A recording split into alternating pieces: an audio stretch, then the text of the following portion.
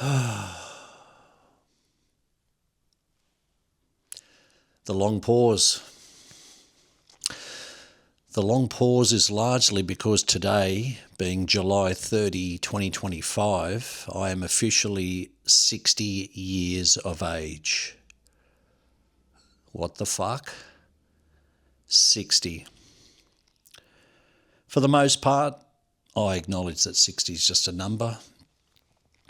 But this one feels a lot different to turning 40 or turning 50. In recent days, I've been anything but normal. And whilst being 60 isn't necessarily the catalyst for that, I do think it's playing a role somewhat, somewhere in the background. But again, it's just a number. It's what you do with your life. But it has made me reflect a lot more on my life in recent days or in recent times. And rightly or wrongly, I just felt like sharing that today. And how is this related back to what's normally on this channel? Well, it doesn't have to be related back to what's normally on this channel, but I will tie it back to photography in a second. I just want to share something that happened only an hour or so ago. I was working in the home office just off to my right here, and I heard the sound of a postie bike entering the townhouse complex where my wife and I live, and that basically means Australia Post is in the building ready to deliver something to somebody, and there was a parcel coming to me today, nothing to do with my birthday. It's actually something I purchased for our dogs. And I heard the postie bike, and straight away I just start moving downstairs just so that the guy's not knocking on the door and having to wait for me to arrive. And I open the door, lovely old chap. I enjoy saying g'day to him. We don't necessarily have any real conversation, but it's just nice to see him out and about. Always enjoying what he's doing, always purposeful. That's his job, right? But you can just tell there's something different with this guy. Anyway, it was a package that needed to be signed for, and I signed with my finger on the screen thing there. And because I was busy with work, because I'm working from home today, I needed to get back upstairs and get on with my work. Plus it was cold. It's winter here in Australia. And I remember signing the screen with my finger and then saying, "G'day, mate. See you, mate. Thanks very much. Hope you have a great day. Really appreciate it." I said, "Yeah, you too, mate."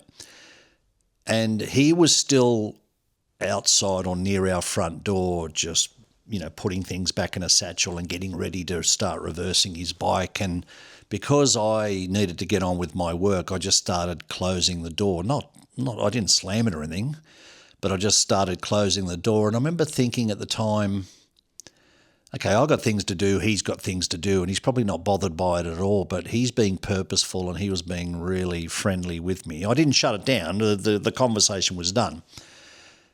And again, he's probably not bothered by it at all, but I remember closing the door thinking it felt like I was shutting the door on him and that he was still waiting to say something else.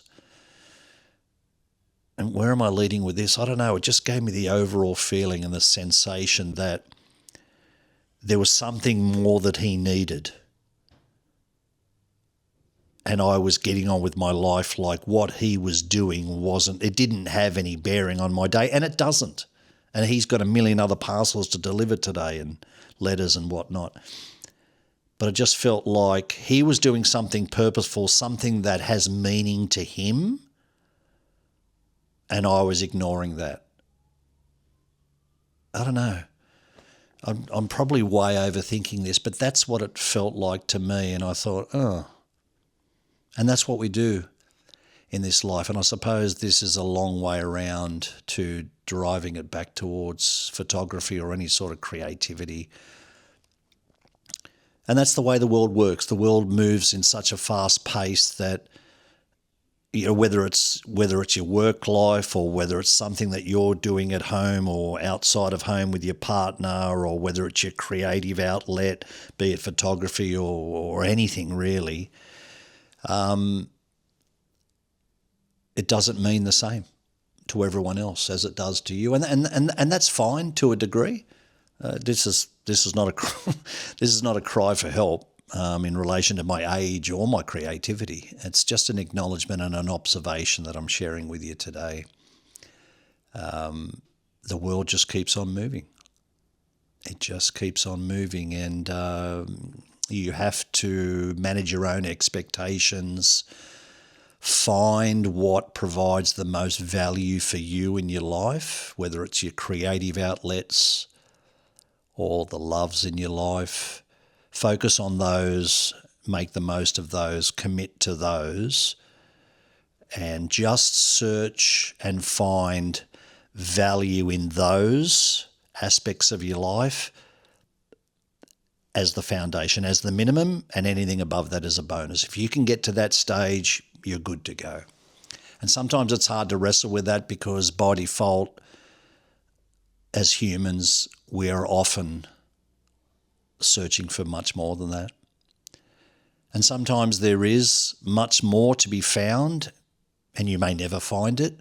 And other times you might realise ultimately, and I think in most cases this is true, that there is no more to be found. You know, a phrase that I've used for decades in my life, a very, very simple one, and I try to live by this as often as I can, is never underestimate the power of being normal. You know, you can try to overachieve, try to make outstanding work, do whatever you want, but make it outstanding to you. Work within your own parameters. Don't search for something outside that ultimately may not be attainable. Try to attain it, I guess, getting back to managing your expectations. But if you can't, then, you know, you gave it your best shot. This is all over the place, this video. But lately I've been feeling like that with my own photography. You see people's work online that really inspire you, and you instantly identify that. Well, I'll say that you instantly identify that your own work is not as good as that. Maybe it is and you're not seeing it, and maybe it isn't, but that doesn't mean that you're not doing the very best you can with the skills and the outlets and the avenues to publish your work that you are. And this isn't just about photography. This is musicians and whatever. I have close friends who are great musos who just deserve to be earning $1 squillion out in the music world, and they never will because of the world we operate in, and it's all me, and look at me, and here's all the plaudits going to people that have half your talents and all that sort of stuff. That's just an observation, and a retrospective look at what goes on in the world. It's not a bitch about it. I'm good with it. I understand that that's the way it works. So I suppose the underlying message of today is no matter where you are in your life, with your age and what you're doing for a job and your creative outlets and whatnot, just find some peace. Identify what it is you're trying to work on and just do that to the best of your ability. Create where possible. Just don't get too down on whether people are watching your stuff or not. And again, this has nothing to do with numbers. I don't focus on numbers whatsoever. This is strangely come back to that, but that's not the message in this video. But I would encourage anyone out there, whether you're a photographer, a musician or whatever, particularly photographers, don't shut down a website if you've got one. Don't not start a website if you don't already have one. But certainly don't just rely on social media. What I've often said to my wife, and the reason why I continue to pay, I think it's over $30 a month now for my Squarespace account, which I've had for over 10 years. I don't even look at the analytics, but I would assume that bugger all traffic goes through my website. The reason why I continue paying that money every month is because it's not because I know that a lot of people go there, is that I think that's where my work belongs. That's where any photographer's work belongs. Social media is just a bonus if someone likes an image, and let's face it, they're only looking at it on their phone screen. And I'm not interested in analytics. I just continue on with my website, link in the description, because I just think that's where artistry belongs. Musically, I don't know how you would go about it. A website could help with that. But in terms of photographic work, start up a website if you don't already have one, just because that's where it should be. Let that be the basis and the foundation for your work. And if plenty of people go there, that's fantastic. If plenty of people don't, it doesn't matter. Your work is where it belongs. Have faith in your own ability, faith and conviction in your work. Have faith and conviction in your life. And then from that, conviction and faith and trust in your work will be the result, I think. Simple things in life. I need to get to this state of mind more often so that I can shoot more often. I don't shoot anywhere near as often as I should. I have a very busy work life, unfortunately. And then we're pulled in all sorts of different directions all day, every week, every month, with everything that's going on in our lives, and we never truly get to do what we truly want to do as often as we want to.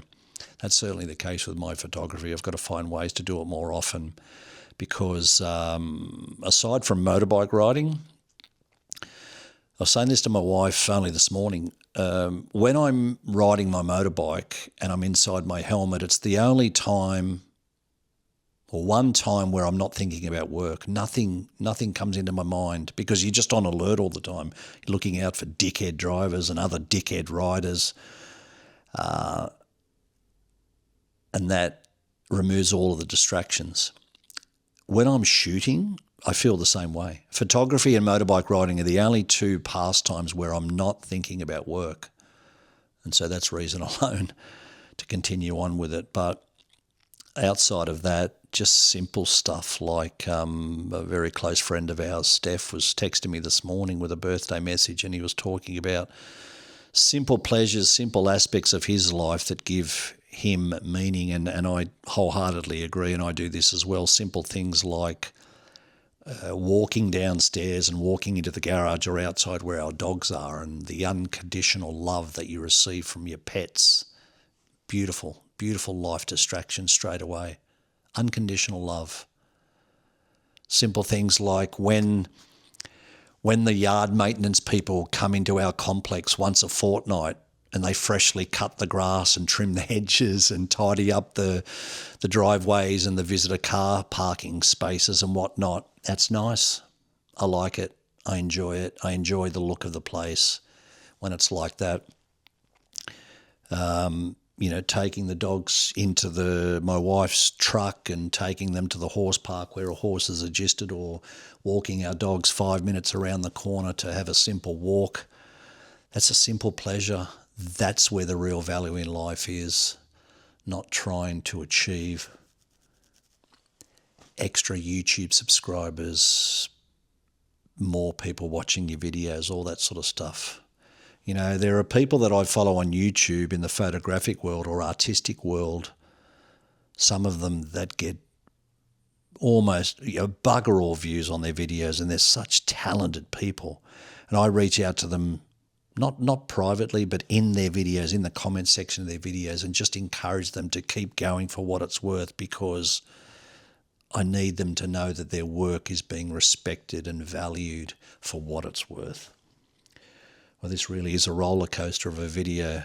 But anyway, again, the underlying message is have faith and conviction in what you do in your life, everyday life. But if you're a photographer watching this, certainly have faith and conviction in your own work. Strive to get better, but also accept that whatever work you're producing at any one time, it's the best that you can do that day, that week. And just take it from there. Sorry for rambling so long. This 60-year-old gentleman will now say goodbye. Thank you for all of your support thus far. I really appreciate it. Take care. See you next time.